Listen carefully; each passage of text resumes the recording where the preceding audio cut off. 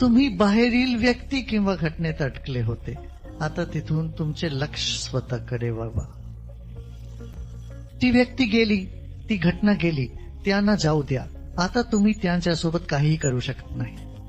जर तुम्ही केले तर ते अधिक चिखलात जाणे होईल. बाहेर काहीतरी तुम्हाला ट्रिगर केले, तुमच्यातील एक संवेदना. आता संवेदना काय आहे? ती पोटात, हृदयात, घशात किंवा डोक्यात होत असावी. फक्त निरीक्षण करा. जेव्हा तुम्ही संवेदनांचे निरीक्षण करत राहता तेव्हा संवेदना बदलतात. जर ती द्वेष असेल तर तुम्ही निरीक्षण करा आणि द्वेष विरहलतो, नाहीसा होतो किंवा दुसऱ्या भावनेत बदलतो. आणि त्या भावना आणि भावनांशी लढू नका.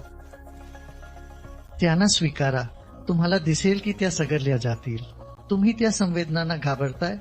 जर तुम्ही झोपलेले असाल तर त्या तुमच्या डोक्यावर स्वार होतील. तुम्ही जागे होऊन विचारा, कोणते इथे या, आणि त्या नाहीशा होतील.